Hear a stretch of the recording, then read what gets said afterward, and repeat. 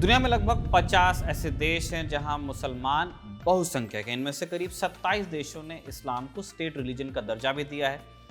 ये जो इस्लामिक दुनिया है, मोरक्को के अटलांटिक कोस्ट से लेकर इंडोनेशिया के पैसिफिक आइलैंड्स तक आपको फैली मिलती है। इसमें पाकिस्तान और बांग्लादेश जैसे बड़े आबादी वाले देश हैं और कतर जैसे छोटे अमीर देश भी हैं। इतनी तमाम देशों को जोड़ने वाली एक धारा आपको मिलती है, धर्म, नाम उसका है इस्लाम। लेकिन कमाल की बात यह है कि 20वीं सदी में यही इस्लामिक दुनिया एक ऐसी विचारधारा का गढ़ बन गई थी जिसके सबसे बड़े विचारक कार्ल मार्क्स ने धर्म को जनता के लिए अफीम कहा था, ओपियम ऑफ द मासेस। ये एक विरोधाभास है, एक तरफ खुदा में यकीन रखने वाली दुनिया और दूसरी तरफ वो विचारधारा जो ईश्वर को ही सिरे से खारिज करती थी। फिर ये दोनों एक साथ कैसे आए, कहानी जानेंगे आज के एपिसोड में। नमस्ते, मैं हूं निखिल और आप देख रहे हैं अलिफ लाला, जिसमें आज जानेंगे कहानी इस्लामिक दुनिया में लेफ्ट की। मुसलमान और कॉमरेड एक कैसे हुए, कैसे इस्लाम और मार्क्सवाद का गठबंधन हुआ और कैसे वक्त के साथ ये रिश्ता बदलने लगा।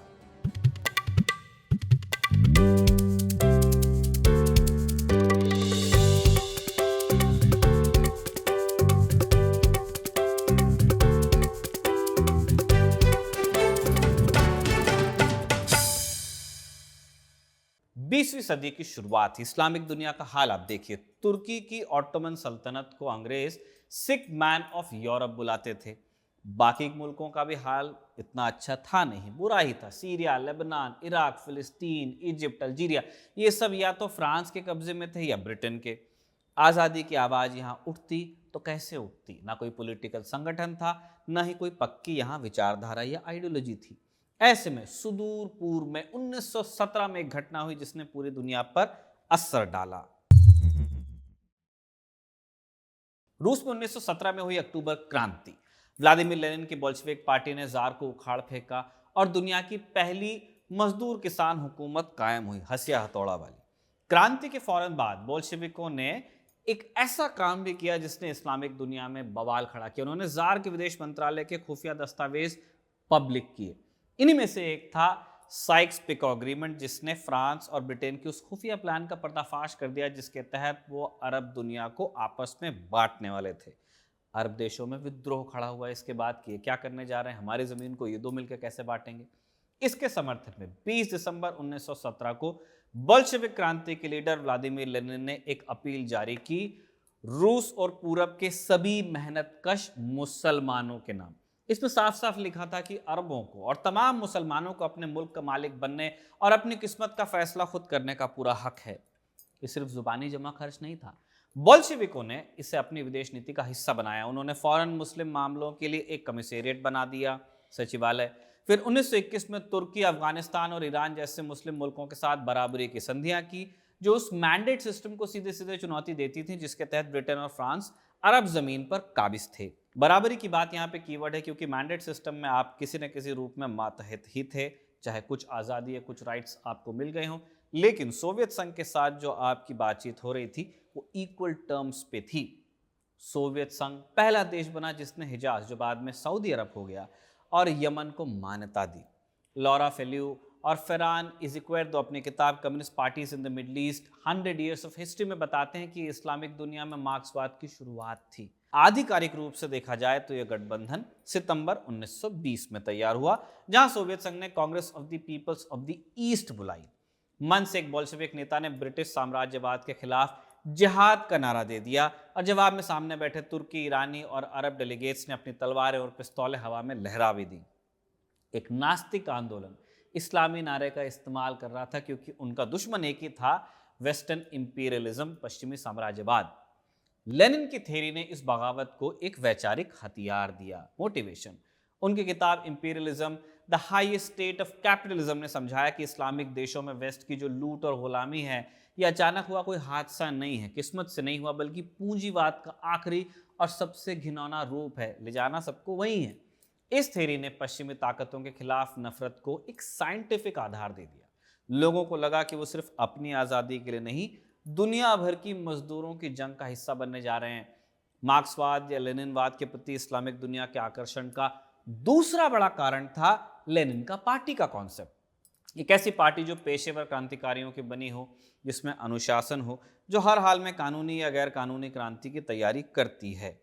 ये मॉडल उन छोटे छोटे ग्रुप्स के लिए बहुत अट्रैक्टिव था जो बड़ी बड़ी ताकतों से टकराने का ख्वाब देख रहे थे। इसी मॉडल पर 1920 के दशक में मिस्र, फिलिस्तीन, सीरिया, इराक और लेबनान में पहली कम्युनिस्ट पार्टीज बनी। इसराइल तब नहीं था या बनाया नहीं गया था। इस तरह इस्लामिक दुनिया में मार्क्सवाद के बीज पड़े। अब सबसे बड़ा सवाल आया कि खुदा को मानने वाली दुनिया ने एक नास्तिक विचारधारा को एक्सेप्ट क्यों किया, कैसे किया। मार्क्सवाद धर्म को शोषण का एक औजार मानता है, लेकिन इस्लामिक दुनिया में वामपंथियों ने इस सैद्धांतिक खाई को पाटने के लिए एक नायाब रास्ता निकाला। उन्होंने धर्म से सीधी टक्कर लेने के बजाय उसके अंदर से अपने मतलब के सूत्र खोज लिए। अपनी किताब Marxism and the modern world में फ्रांसीसी विद्वान मैक्सिम रॉबिन्सन ने कहा कि सिद्धांत अपनी जगह पर हैं, पर असली जिंदगी में राजनीतिक गठबंधन सैद्धांतिक शुद्धता देखकर नहीं किए जाते।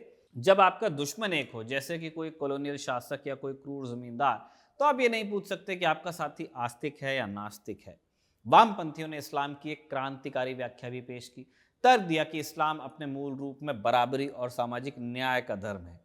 इस्लाम के शुरुआती दिनों में अमीरों और गरीबों के बीच की खाई को पाटने पर जोर दिया भी गया था। पैगंबर के एक साथी अबू जर अल गफारी, जिन्होंने अमीरों के धन जमा करने का कड़ा विरोध किया था, कम्युनिस्टों के लिए फिर एक आदर्श की तरह पेश किए जाने लगे।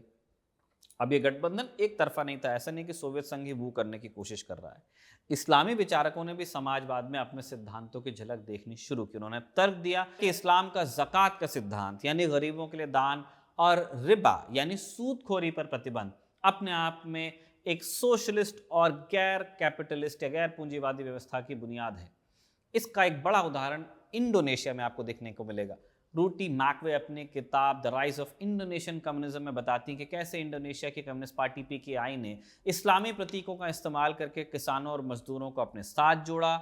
पार्टी के नेता कहते थे कि हम इस्लामिक सोशलिज्म लाना चाहते हैं। वो कहते थे कि पैगंबर मोहम्मद भी गरीबों के ही नेता थे, कुरान में भी सूदखोरी और जमाखोरी को हराम बताया गया है, और मार्क्स भी यही कह रहे हैं।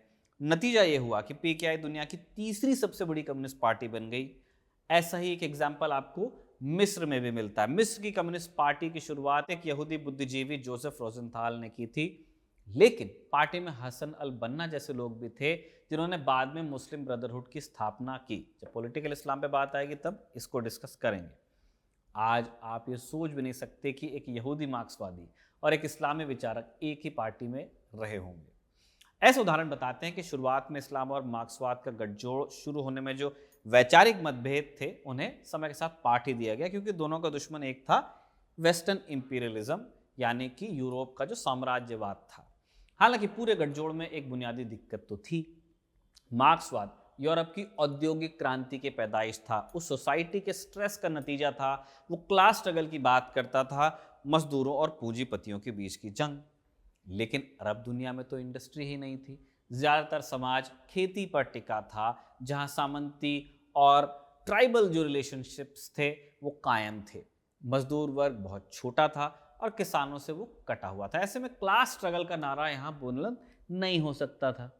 शुरुआती कम्युनिस्टों में ज़्यादातर लोग अल्पसंख्यक समुदायों से आए। फिलिस्तीन में यहूदी कम्युनिस्ट हुए, मिस्र में यहूदी कम्युनिस्ट हुए, ईसाई हुए। सीरिया, लेबनान में भी ईसाइयों ने कम्युनिस्ट पार्टी का झंडा पहले बुलंद किया।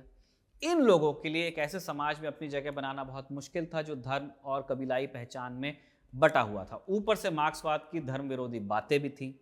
लेनिन के साथी स्टालिन ने तो बाकायदा चेताया था कि मुस्लिम इलाकों में धर्म विरोधी प्रचार से बचना चाहिए, लेकिन शुरुआती कम्युनिस्टों ने इस बात पर ज़्यादा ध्यान दिया नहीं। नतीजा ये हुआ कि आम जनता से वो कट गए। उनकी पार्टियां कुछ सौ लोगों के छोटे छोटे ग्रुप्स बनकर रह गईं, जिन्हें जिंदा रहने के लिए सोवियत यूनियन से मिलने वाली मदद पर निर्भर रहना पड़ता था। किताबें भी वहाँ से छप के उनकी आती थी। उन्हें अक्सर मॉस्को की विदेश नीति का एक मोहरा बनाया जाता था, उसको उसी तरह से रीड किया जाता था। अब ये एक ऐसी मजबूरी थी जो अरब लेफ्ट के मुकद्दर से लंबे समय तक फिर जुड़ी ही रही। अब यहीं से एक बड़ी मुश्किल और शुरू हुई कि देश पहले है या विचारधारा पहले है। आज भी दुनिया भर में चल रही है। क्या एक वैश्विक आंदोलन को स्थानीय पहचान का, स्थानीय स्ट्रेस का सम्मान करना चाहिए, या उन्हें अपने बड़े लक्ष्य के लिए कुर्बान करना चाहिए? उस वक्त मध्य पूर्व में लोगों के लिए सबसे बड़ा मुद्दा विदेशी शासन से आज़ादी था। वो गुलाम थे फ्रांस के या ब्रिटेन के। इस भावना को नेशनलिज्म यानी राष्ट्रवाद हवा दे रहा था कि आपको आज़ाद होना चाहिए। दूसरी तरफ कम्युनिज्म का नारा था कि दुनिया भर के मजदूरों को एक होना है। वो राष्ट्र की सीमाओं को मानता नहीं था, अमीर और गरीब की सीमा को मानता था, उसको सबसे बड़ी सच्चाई मानता था। ये टकराव तब और बढ़ा जब चीन में बदलाव हुआ। चीन में 1920 के दशक में नेशनलिस्ट और कम्युनिस्ट के बीच चल रही थी तनातनी, और इस लड़ाई में कम्युनिस्टों को निशाना बनाया गया और अंत में उन्हें एक स्टेप लेना पड़ा पीछे। अब जब चीन में कम्युनिस्टों की हार हो गई एक बार, 1920 की हम बात कर रहे हैं, सोवियत प्रमुख जोसेफ स्टालिन को भी फिर अपनी पॉलिसी बदलनी पड़ी। स्टालिन पहले राष्ट्रवादी पार्टियों के साथ यूनाइटेड फ्रंट की वकालत करते थे, लेकिन चीन में हुए घटनाक्रम के बाद ये नीति बदली गई। अब क्लास अगेंस्ट क्लास का नारा दिया गया, राष्ट्रवादी पार्टियों को दुश्मन घोषित किया गया। स्टालिन की इस नीति का फिर इस्लामिक दुनिया पर भी बड़ा असर हुआ, क्योंकि जैसा हमने शुरू में डिस्कस किया, इस्लाम और मार्क्सवाद साथ आए ही इसलिए थे क्योंकि इस्लामिक देश साम्राज्यवाद से आज़ादी चाहते थे। अब ऐसे में राष्ट्रवाद इन देशों की हकीकत बनने लगा। स्टालिन ने जब नेशनलिस्ट पार्टीज को दुश्मन कहना शुरू किया, इस्लाम और मार्क्सवाद के गठजोड़ में दरार पड़ने लगी। इस प्रॉब्लम को सॉल्व करने के लिए इस्लामिक दुनिया की कम्युनिस्ट पार्टीज ने फिर एक और नया रास्ता अपनाया। उन्होंने अरब नेशनलिज्म के जवाब में एक ऐसा मार्क्सवादी या सर्वहारा राष्ट्रवाद पेश करने की कोशिश की जो राष्ट्रीय आज़ादी की बात भी करता था और सामाजिक बराबरी की भी। 1931 में सीरिया और फिलिस्तीन की कम्युनिस्ट पार्टीज ने एक प्रस्ताव पास किया जिसमें उन्होंने अरब लोगों की एकता की बात की। उन्होंने कहा कि साम्राज्यवाद ने अरब दुनिया को नकली सीमाओं में बांट दिया है और कम्युनिस्ट इन सीमाओं को तोड़कर पूरे अरब को एक करना चाहते हैं। इस तरह अरब या कहें इस्लामिक दुनिया में कम्युनिज्म थोड़े बहुत बदलावों के साथ आगे बढ़ा। इस स्पीड में चेंज आया जब पश्चिमी दुनिया के सामने एक नई मुसीबत पैदा हुई।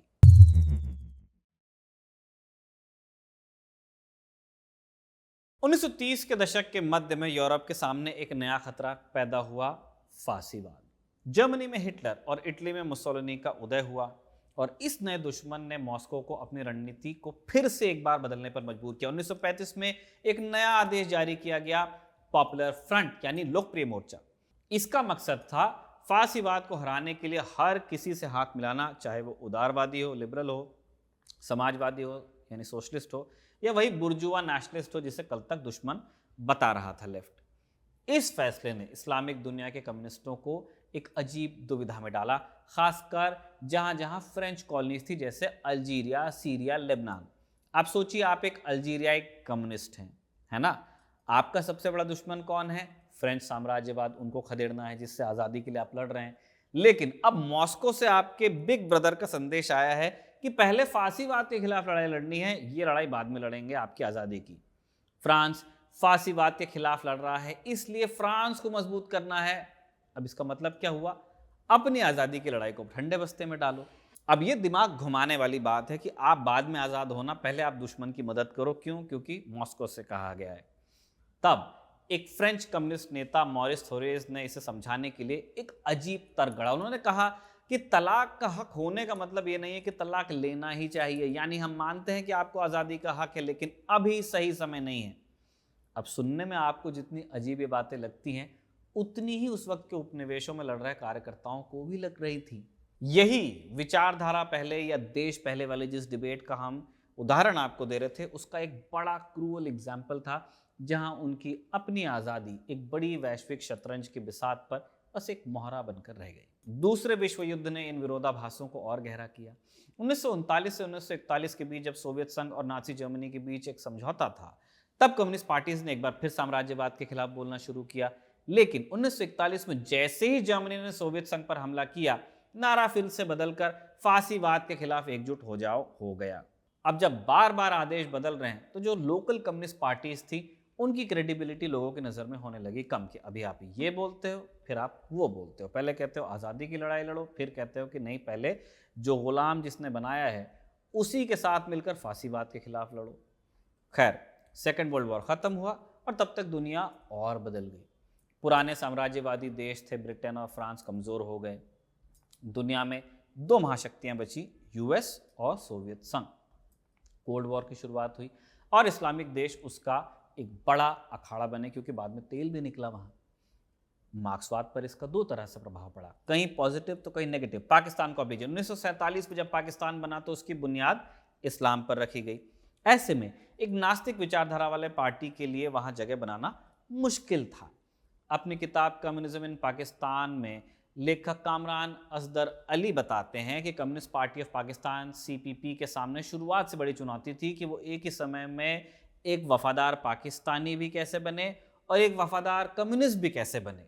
अगर वो सोवियत कम्युनिस्टों के आदेश मानती तो उसे अक्सर पाकिस्तानी राष्ट्रहित के खिलाफ जाना पड़ता, और अगर वो सिर्फ पाकिस्तान की बात करती तो उसकी अंतर्राष्ट्रीय पहचान का क्या होता।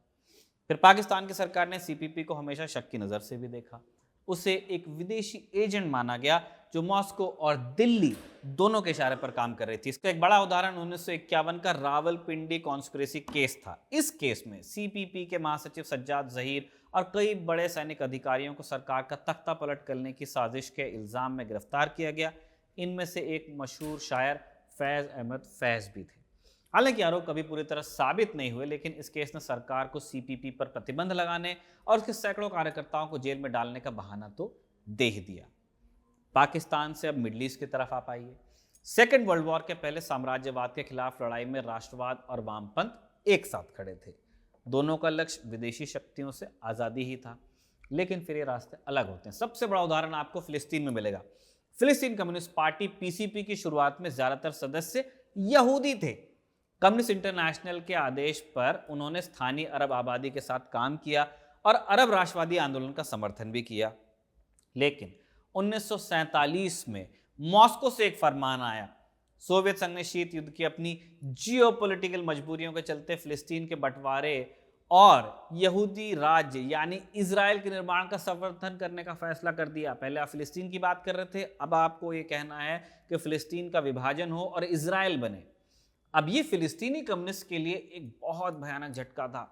एक ही रात में उन्हें उस अरब नेशनलिस्ट आंदोलन के खिलाफ खड़ा होना पड़ा जिसके वो कल तक साथी थे। इस एक फैसले ने उन्हें कई अरब लोगों की नज़र में गद्दार बनाया। इजराइल के गठन और इसके बाद हुए अरब इजराइल वॉर ने इस्लामिक दुनिया में एक नई लहर पैदा की, एक नए राष्ट्रवाद का उदय हुआ। ये पुराना वाला राष्ट्रवाद लेकिन नहीं था जो कुछ पढ़े लिखे अमीरों की बैठक में तय होता था। ये नया राष्ट्रवाद फौज की बैरक से निकला, गुस्से वाला राष्ट्रवाद था, मस्कुलर पावर वाला, जिसे अपनी कौम की जिल्लत का बदला लेना था। इस राष्ट्रवाद के सबसे बड़े हीरो थे इजिप्ट के गमाल अब्देल नासिर। मिस्र के एक नौजवान फौजी अफसर थे। 1952 में नासिर और उनके फ्री ऑफिसर्स ने किंग फारूक को, जो अंग्रेजों की कठपुतली माने जाते थे, उखाड़ फेंका। अब नासिर का उदय अरब लेफ्ट के लिए एक बड़ी पहेली था। एक तरफ नासिर वही सब बातें कर रहे थे जो कम्युनिस्ट सालों से कहते आ रहे थे, साम्राज्यवाद के खिलाफ थे, सामंती जमींदारों से जमीन छीनकर गरीब किसानों में बांटने की बात करते थे, अरब एकता की बात करते थे। 1956 में जब नासिर ने सुएज कैनाल का राष्ट्रीयकरण किया, नेशनलाइज कर दिया उसे, ब्रिटेन, फ्रांस और इजराइल की फौजों का मिलकर मुकाबला भी कर लिया, तो पूरी इस्लामिक दुनिया के हीरो बन गए। अब शुरुआत में कम्युनिस्टों ने इन कदमों का जोरदार स्वागत किया। उन्हें लगा कि नासिर जैसा कोई नेशनलिस्ट नेता ही अरब दुनिया को साम्राज्यवाद से आजाद करा सकता है। कई कम्युनिस्ट पार्टीज ने तो अपनी पहचान को नासिर के पैन अरब मूवमेंट में घुला देने का फैसला तक कर लिया था, क्योंकि उन्हें लगा कि यह क्रांति का एक नया, एक अरब रास्ता है। नतीजा क्या हुआ? कम्युनिस्ट कमजोर हुए और उनकी अलहदा पहचान खोती गई। अब कमाल की बात यह थी कि कम्युनिस्टों के जो गॉडफादर बैठे हुए थे सोवियत संघ में, उन्होंने इसमें कोई आपत्ति नहीं उठाई। क्यों? एक शब्द में है जवाब है प्रैग्मेटिज्म, व्यवहारिकता। शीत युद्ध के दौर में मॉस्को के लिए एक असली कम्युनिस्ट क्रांति से ज्यादा जरूरी एक भरोसेमंद पार्टनर था, भले ही वो नेशनलिस्ट हो। नासिर जैसा एक लोकप्रिय सोवियत समर्थक नेता एक कमजोर और बटी हुई कम्युनिस्ट पार्टी से कहीं ज्यादा कीमती एसेट था। इस व्यवहारिकता को एक सैद्धांतिक जामा भी पहनाया गया। फिर सोवियत विचारकों ने गैर पूंजीवादी विकास का रास्ता यानी non capitalist part two development नाम की एक थ्योरी दी। पुरानी थ्योरी यानी कार्ल मार्क्स के मुताबिक इंसानी समाज का इतिहास कुछ तय पड़ावों से होकर ही गुजरता है। जैसे एक बच्चा पहले घुटनों के बल चलता है, फिर खड़ा होता है, फिर दौड़ता है, वैसे ही समाज भी कुछ चरणों से गुजरता है। सामंतवाद, उसके बाद पूंजीवाद, और पूंजीवाद के बाद ही समाजवाद आ सकता है।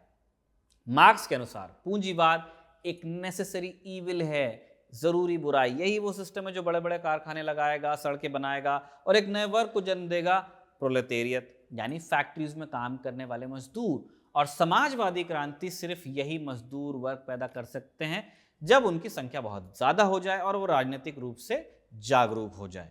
इसका मतलब ये था कि मिस्र, इराक या हिंदुस्तान जैसे देश जो उस वक्त गुलामी में जी रहे थे, वो सीधे समाजवादी क्रांति नहीं ला सकते थे। पुरानी थ्योरी के हिसाब से कम्युनिस्टों का काम था अपने देश में राष्ट्रवादी सोच वाले बिजनेसमैन और मिडिल क्लास का साथ देना, बुर्जुआ लोगों का साथ देना, ताकि वो सब मिलकर पहले अंग्रेजों या फ्रांसीसियों को भगाएं, सामंतवाद को खत्म करें और देश में एक पूंजीवादी लोकतंत्र की स्थापना करें, कैपिटलिस्ट डेमोक्रेसी। कम्युनिस्टों को अपनी क्रांति के लिए इंतजार करना था कि जब तक पूंजीवाद पूरी तरह से डेवलप ना हो जाए उसके बाद ही क्रांति हो सकती है। अब यहां एक इनकंसिस्टेंसी है। 1917 में खुद रूस ने तो पूंजीवाद के पकने का इंतजार नहीं किया था।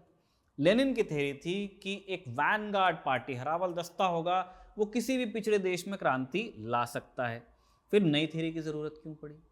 अब सीन ये था कि 1950 के दशक तक सोवियत संघ एक क्रांतिकारी आंदोलन नहीं रह गया था, एक सुपर पावर बन गया था। अब उसका लक्ष्य हर देश में रिस्क लेकर रेवोल्यूशन करना नहीं था, बल्कि कोल्ड वॉर में यूएस के खिलाफ एलाइज बनाना था। और यहीं आकर पुरानी मार्क्सवादी थ्योरी ने सोवियत संघ के लिए एक बड़ी दिक्कत खड़ी की। दिक्कत यह थी कि अगर कम्युनिस्ट देश मिस्र और हिंदुस्तान जैसे देशों में कैपिटलिज्म के आने का इंतजार करते तो ये तमाम देश यूएस के खेमे में चले जाते। अब कोल्ड वॉर के दौरान सोवियत संघ ये रिस्क नहीं लेना चाहता था और यहीं से उस नई थ्योरी का जन्म हुआ जिसे हमने पहले कहा था गैर पूंजीवादी विकास का रास्ता, non capitalist path to development. इस थ्योरी ने सोवियत संघ को राष्ट्रवादी शासकों जैसे मिस्र में नासिर का समर्थन करने की वैचारिक छूट दी। इस बदलाव से सोवियत संघ को फायदा भी हुआ। मिस्र और भारत जैसे देश पूरी तरह सोवियत खेमे में नहीं आए तो कम से कम वो अमेरिकी खेमे में भी नहीं गए और कुछ हद तक इनका झुकाव समाजवाद की तरफ रहा। हालांकि हनीमून पीरियड जल्दी खत्म भी हुआ। नासिर को कम्युनिस्टों से दो बड़ी दिक्कतें थीं। पहली, वो किसी को भी अपनी सत्ता में हिस्सेदार बनाने को तैयार नहीं थे। उन्हें एक ताकतवर और सेंट्रलाइज स्टेट चाहिए था जिसे फौज ही कंट्रोल करे। अब कम्युनिस्टों को अपनी अलग पार्टी, अपने ट्रेड यूनियन और अपना अनुशासन चाहिए था। नासिर को मंजूर नहीं था। दूसरी और ज्यादा बड़ी दिक्कत था सोवियत यूनियन। नासिर को डर था कि अरब कम्युनिस्टों की वफादारी अपने मुल्क से ज्यादा मॉस्को के साथ है। वो किसी भी विदेशी ताकत का एजेंट बनना नहीं चाहते थे, चाहे वो यूएस हो या सोवियत यूनियन। अब इसका नतीजा बड़ा क्रूर हुआ। जिन कम्युनिस्टों ने कल तक नासिर का समर्थन किया था उन्हीं को जेल में ठूसा गया, टॉर्चर किया गया। कितने ही कम्युनिस्ट कार्यकर्ताओं से जेलें वहां की भर दी गई। और ये कहानी सिर्फ मिस्र की नहीं है, इराक में चीजें और नाटकी थी और खूनी थी। 1958 में अब्द अल करीम कासिम की अगुवाई में फौज ने राजशाही को उखाड़ फेंका। इराकी कम्युनिस्ट पार्टी आईसीपी उस वक्त अरब दुनिया की सबसे ताकतवर कम्युनिस्ट पार्टी में से एक थी, जिसके हजारों सदस्य थे, लाखों सपोर्टर्स थे। उसने कासिम की क्रांति का भरपूर साथ दिया। कुछ वक्त के लिए तो ऐसा लगा कि इराक अरब दुनिया का पहला कम्युनिस्ट देश भी बन जाएगा, लेकिन यहाँ भी इतिहास ने खुद को दोहराया। कासिम को भी कम्युनिस्टों की बढ़ती ताकत से डर ही लगा। 1959 आते आते कासिम ने आईसीपी के खिलाफ कार्रवाई शुरू कर दी और फिर 1963 में बाथ पार्टी, जिसमें सद्दाम हुसैन भी एक नौजवान कार्यकर्ता थे, कासिम का तख्ता पलट कर देते हैं। हजारों कम्युनिस्टों को सड़कों पर, उनके घरों में बेरहमी से कत्ल किया जाता है।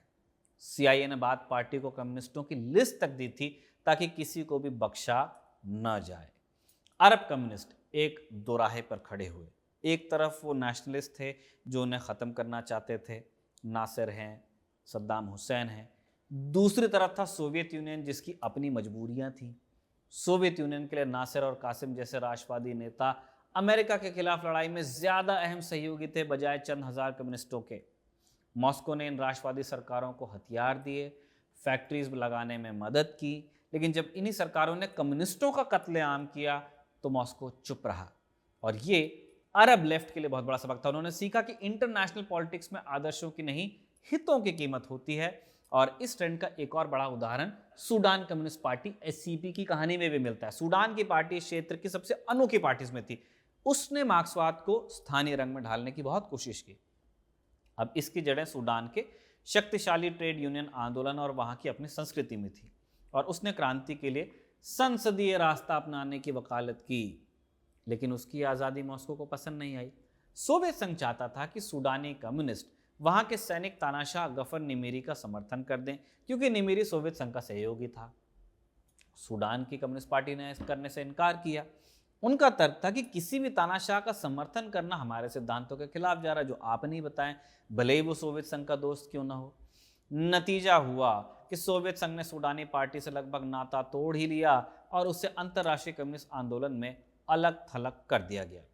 इन तमाम घटनाओं ने अरब लेफ्ट की सोच को हमेशा के लिए बदल दिया। वो समझ गए कि उन्हें अपना रास्ता बनाना पड़ेगा, जो न तो मॉस्को से तय होना चाहिए और न ही किसी फौजी तानाशाह की सनक से।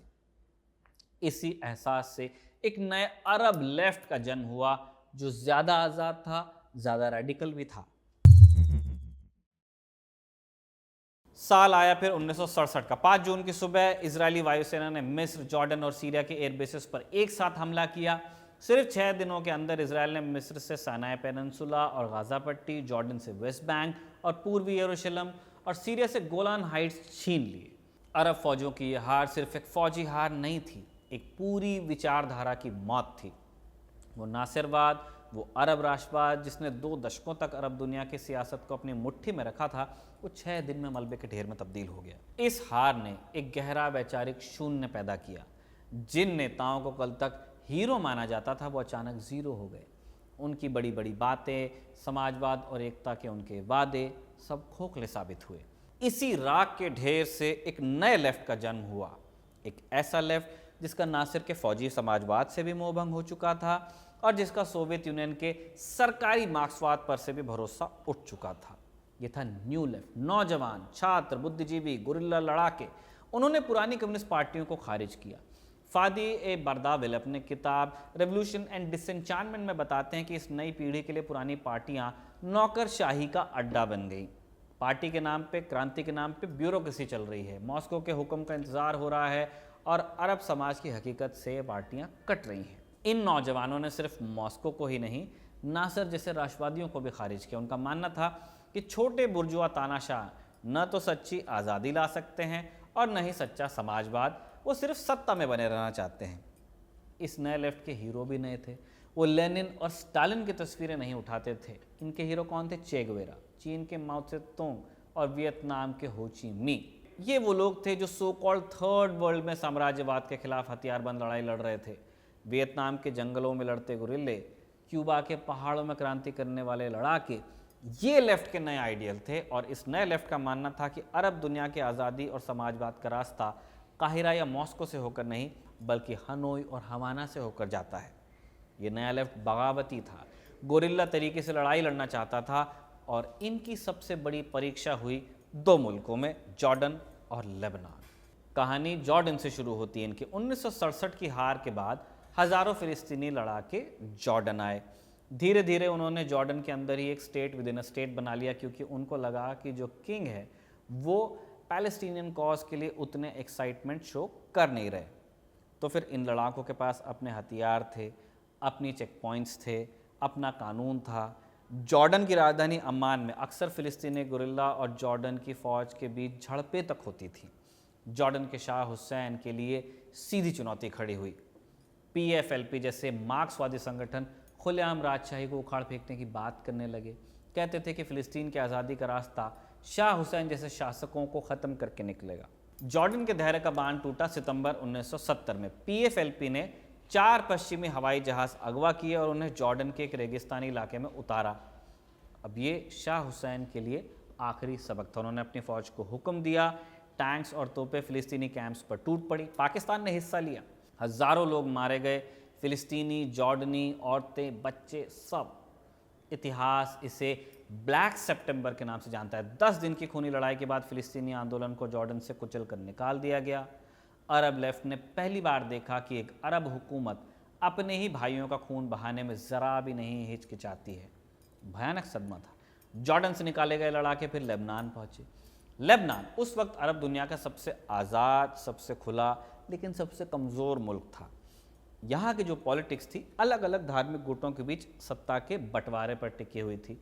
सुनने में बहुत इंजीनियस लगता है, लेकिन टिकाऊ नहीं था। बहुत सारे स्टेक होल्डर्स थे और सबके पास पावर में दखल था। ईसाई भी हैं, सुन्नी भी हैं, शिया भी हैं, ड्रूज़ भी हैं। अब फ़िलिस्तीनी लड़ाके जब इसमें आ गए तो ये नाजुक संतुलन बिगड़ गया, लड़खड़ा गया। इस नई टसल के चलते लेबनान के गरीब और हाशिए पर पड़े तबके, खासकर शिया और फिलिस्तीनी शरणार्थी लेफ्ट की तरफ खींचे पहले। अब शुरुआत में लेफ्ट का पलड़ा भारी था। उन्होंने लेबनान के बड़े हिस्से पर कब्जा किया। ऐसा भी लगने लगा कि बेरूत अब दुनिया की पहली रेवोल्यूशनरी कैपिटल बन जाएगा, लेकिन फिर खेल में बाहरी ताकत टूट पड़ी। पहले सीरिया आया। सीरिया के राष्ट्रपति हाफिज अल असद बशर अल असद के ये बाप हैं। इनको लेबनान में एक रेडिकल लेफ्टिस्ट सरकार नहीं चाहिए थी। उन्हें डर था कि इससे इजराइल को लेबनान पर हमला करने का बहाना मिल जाएगा। 1976 में सीरियाई फौज लेबनान में दाखिल हुई और उसने ईसाई मिलिशिया का साथ दिया और लेफ्ट और फिलिस्तीनियों को कुचलना शुरू किया। ये अरब लेफ्ट के लिए दूसरा बड़ा धोखा था। कल तक जो सीरिया फिलिस्तीन की आज़ादी का दम भरता था, रूस का दोस्त था, आज उसकी फौज फिलिस्तीनियों पर ही गोलियां बरसा रही थी। कुछ साल बाद यानी 1982 में इजराइल ने भी लेबनान पर हमला किया। उसका मकसद था बड़ा क्लियर कि फिलिस्तीनी आंदोलन को पूरी तरह ख़त्म कर दिया जाए। इजरायली टैंक्स बेरूत तक पहुँचे, महीनों तक सीज रहा, शहर घिरा रहा, भयानक बमबारी हुई, हज़ारों लोग फिर से मारे गए। आखिर में यासिर अराफात और उनके लड़ाकों को बेरूत छोड़कर जाना पड़ा। अब ये सिर्फ एक फौजी हार नहीं थी, ये ख्वाब का अंत भी था। अरब लेफ्ट का सबसे बड़ा किला बेरूत तबाह हो गया, उसका क्रांतिकारी प्रोजेक्ट मलबे में दब गया और ब्लैक सितंबर और लेबनान की जो सिविल वॉर थी उसने अरब लेफ्ट की कमर को तोड़ कर रख दिया। इस हार और नाउमीदी के माहौल में उदय हुआ फिर एक नई विचारधारा का, एक ऐसी धारा जिसे पुराने लेफ्ट ने कभी गंभीरता से लिया ही नहीं था, और उसका नाम था पॉलिटिकल इस्लाम। मिस्र बिन नासिर का फेलियर, फिलिस्तीनी मूवमेंट का कुचला जाना, इन घटनाओं ने तय किया कि राष्ट्रवाद और साम्यवाद इस्लामिक दुनिया में फेल कर गए हैं। इस फेलियर ने इस्लामिक दुनिया में एक वैक्यूम क्रिएट किया। न नेशनलिज्म चल रहा है, न कम्युनिज्म चल रहा है, तो क्या चलेगा? लोगों को एकजुट होने के लिए फिर कुछ नया चाहिए था, और यही वैक्यूम भरा पॉलिटिकल इस्लाम ने। 1970 के दशक में जब मिस्र, मोरक्को और ट्यूनीशिया जैसे देशों में अंतर्राष्ट्रीय मुद्रा कोष IMF की नीतियों के खिलाफ ब्रेड राइट्स हुए, तो इन विरोध प्रदर्शनों का नेतृत्व अक्सर इस्लामी संगठनों ने किया। कम्युनिस्ट पार्टियां कमज़ोर और बटी हुई थीं, जबकि इस्लामी संगठनों के पास मस्जिदों का एक मजबूत नेटवर्क था, लोगों को जोड़ने वाली एक शक्तिशाली भाषा भी थी। ये विचारधारा मस्जिदों से निकली, मदरसों में पली बढ़ी, और इसका एक ही नारा था, अल इस्लाम हुआ अल हल, यानी इस्लाम ही समाधान है। अरब लेफ्ट ने दशकों तक लोगों को बताया था कि उनकी गरीबी, उनकी जिल्लत की वजह साम्राज्यवाद और पूंजीवाद है, और इसका समाधान क्लास स्ट्रगल और समाजवादी क्रांति में है। लेकिन क्रांतियां तो नाकाम हो गई। राष्ट्रवादी तानाशाहों ने धोखा दिया, और अब एक नई आवाज़ उठी थी जो कह रही थी कि तुम्हारी दिक्कतों की असली वजह यह है कि तुम इस्लाम के रास्ते से तो भटक गए थे। समाधान किसी मार्क्स से लेनिन की किताब में नहीं है, कुरान में है। इस नई लहर को ताकत 3 जगह से मिली। पहली तो ईरान। 1979 में ईरान में इस्लामिक क्रांति हुई, दुनिया हैरान हुई। ईरान में लोगों ने अमेरिका के सबसे मजबूत सिपह सालार शाह रजा पहलवी को उखाड़ फेंका। एक कामयाब क्रांति थी, लेकिन इस क्रांति का लीडर कोई जनरल नहीं था, कोई कम्युनिस्ट नहीं था, एक मौलवी था, अयतुल्लाह खुमैनी। वैसे ये भी फैक्ट है कि कम्युनिस्टों ने भी बहुत एड दी थी इस क्रांति में, कम्युनिस्टों ने बढ़ चढ़कर हिस्सा लिया, तभी शाह की रवानगी हुई। फिर भी क्रेडिट, जो ज़्यादा बड़ा क्रेडिट जाता है वो इस्लामिस्ट को जाता है, अयतुल्लाह खुमैनी को जाता है। ईरान ने दिखाया कि धर्म, खासकर इस्लाम, एक ताकतवर क्रांतिकारी विचारधारा भी साबित हो सकता है। खुमैनी की तस्वीरें बेरूत से काहिरा तक की दीवारों पर चे गुवेरा की तस्वीरों के बगल में लगने लगी। दूसरी ताकत थी सऊदी अरब। सऊदी हुकूमत दशकों से अपने तेल के पैसे का इस्तेमाल वहाबी सलाफी इस्लाम को पूरी दुनिया में फैलाने के लिए कर ही रही थी। उनकी फॉरेन पॉलिसी का हिस्सा था। मकसद था कि जो नासिर का अरब नेशनलिज्म है, कम्युनिज्म है, दूसरा दुश्मन, दोनों का मुकाबला किया जाए। पैसा पानी की तरह बहा, नई मस्जिदें बनी, मदरसे खुले, किताबें छपी, बटी, और इन सब ने एक ऐसी पीढ़ी तैयार की जो सेक्युलर विचारों को इस्लाम के लिए ख़तरा मानने लगी। और फिर तीसरा और सबसे बड़ा टर्निंग पॉइंट आया, अफ़गानिस्तान। 1979 में सोवियत यूनियन ने अफ़गानिस्तान में अपनी फ़ौजें भेजी। अमेरिका के लिए सुनहरा मौका हुआ। उसने सोवियत यूनियन को वियतनाम वाला सबक सिखाने की ठानी, और CIA ने पाकिस्तान की ISI और सऊदी अरब के साथ मिलकर अफ़गान मुजाहिदों को हथियार और पैसा दिया। रातों रात अफ़गानिस्तान नास्तिक कम्युनिस्टों के खिलाफ पवित्र जिहाद का मैदान बना। दुनिया भर से हज़ारों मुसलमान नौजवान इस जिहाद में लड़ने के लिए अफ़गानिस्तान पहुंच गए। अरब लेफ्ट इस पूरी सिचुएशन में फंस कर रह गया। वो क्या करे? सोवियत हमले का समर्थन करे जो उसके पुराने आका थे, या वो मुजाहिदों का साथ दे जिन्हें अमेरिका और सऊदी अरब पाल रहे थे। इस कन्फ्यूजन ने उसे बनाया पंगु। जबकि इस्लामी ताकतें तो एक्शन में थी, उन्होंने सोवियत यूनियन जैसी सुपर पावर को अफगानिस्तान में घुटनों पर लाया। 1989 में जब सोवियत फौजें वापस लौटी तो ये इस्लाम की बहुत बड़ी जीत के तौर पर प्रोजेक्ट किया गया। इन अफगान अरब्स ने, जबकि दो अलग अलग एथनिसिटी हैं फिर भी पुकारा गया, अफगान अरबों ने सिर्फ सोवियत संघ को नहीं हराया था, उन्होंने अरब लेफ्ट की बची खुची इज्जत को भी मिट्टी में मिलाया। अब हीरो वो नहीं थे जो मार्क्सवाद पर लंबी लंबी बहसें करते थे, हीरो वो थे जिनके हाथ में क्लानिशकोव थी और जुबान पर जिहाद का नारा। ईरान, अफगानिस्तान और सऊदी अरब, इन 3 देशों में हुए घटनाक्रम ने पॉलिटिकल इस्लाम को एक ताकतवर विचारधारा बनाया। वही मार्क्सवाद 1980 के दशक तक इस्लामिक दुनिया में आखिरी सांसें वैसे ही ले रहा था। ताबूत में आखिरी कील कैसे पड़ी? एक छोटे से देश यमन के घटनाक्रम से। यमन की कहानी भी लगभग इराक जैसी है, वो भी ब्रिटेन के कब्जे में था, वहाँ भी आज़ादी की लड़ाई चल रही थी। इस लड़ाई में सबसे आगे था national liberation front, NLF। NLF की विचारधारा मार्क्सिस्ट लेनिनिस्ट थी। उन्होंने 1967 में अंग्रेज़ों को यमन से खदेड़ा और People's Democratic Republic of Yemen PDRY की स्थापना की। ये अरब दुनिया का पहला और एकमात्र कम्युनिस्ट देश था। सत्ता में आने के बाद उन्होंने क्या किया? उन्होंने ज़मीनें छीनकर किसानों में बांटी, सारे बड़े उद्योगों, बैंकों और कंपनीज का नेशनलाइजेशन किया।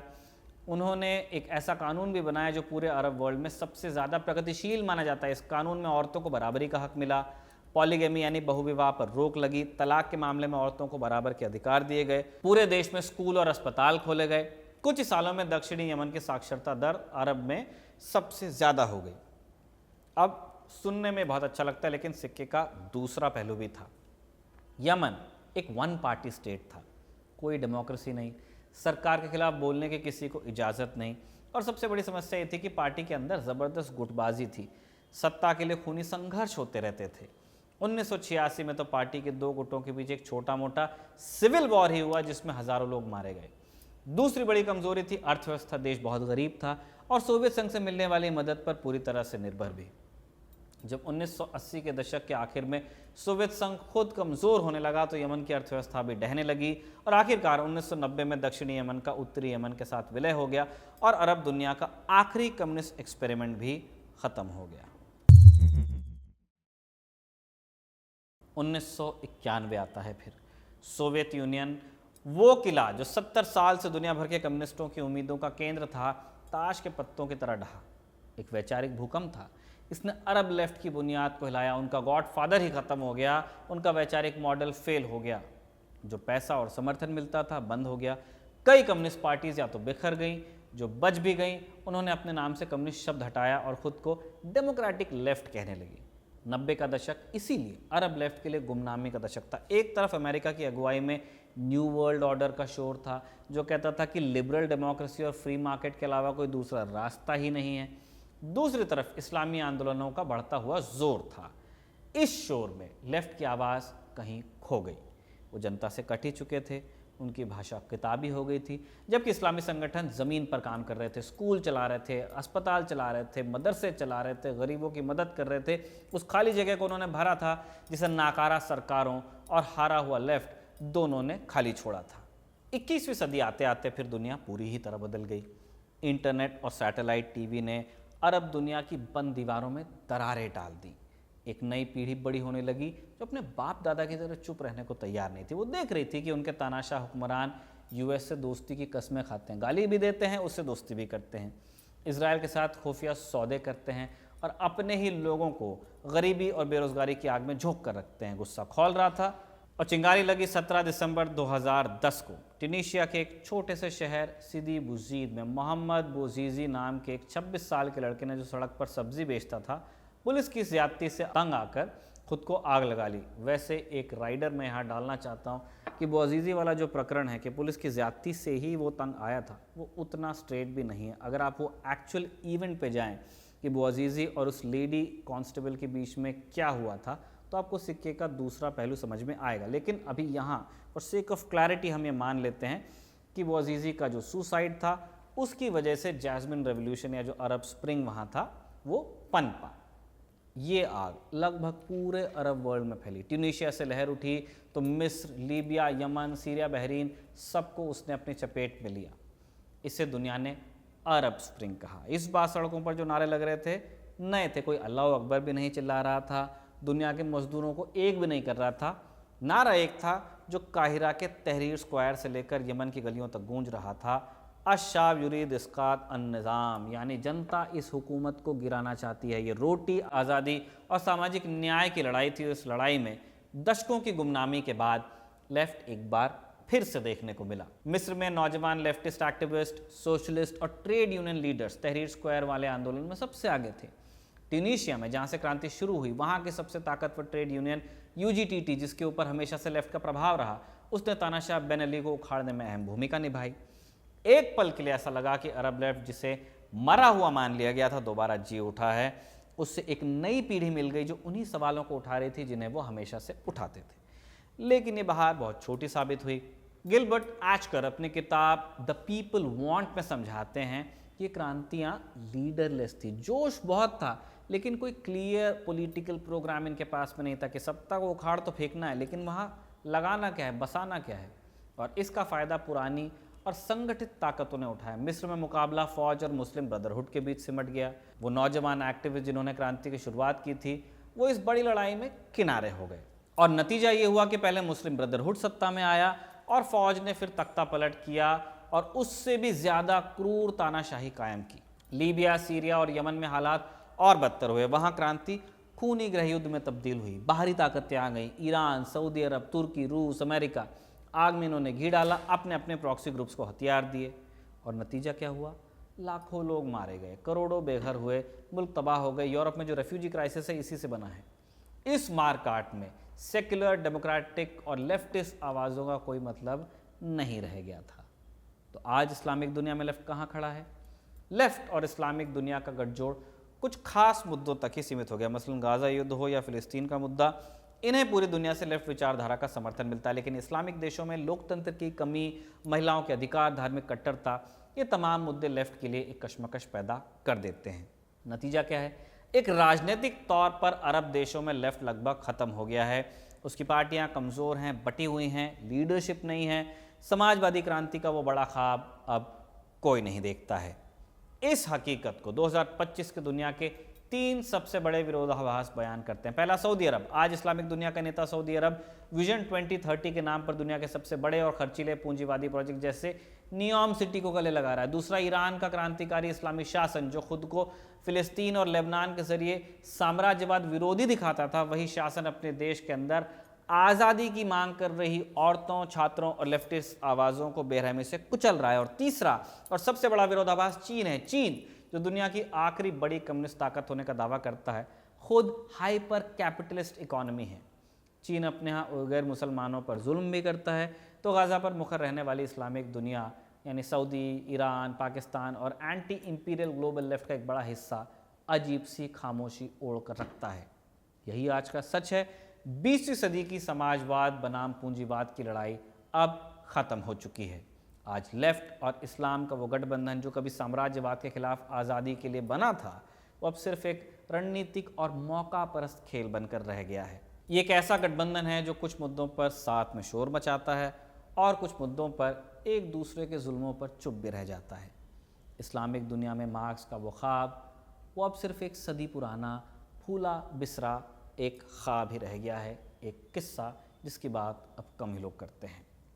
अरब दुनिया में मार्क्सवाद पर ये शानदार एपिसोड अलिफ लैला का कमल ने बड़ी मेहनत से लिखा और इसे आनंद ने रिकॉर्ड किया। आप देखते रहिए खबरगांव।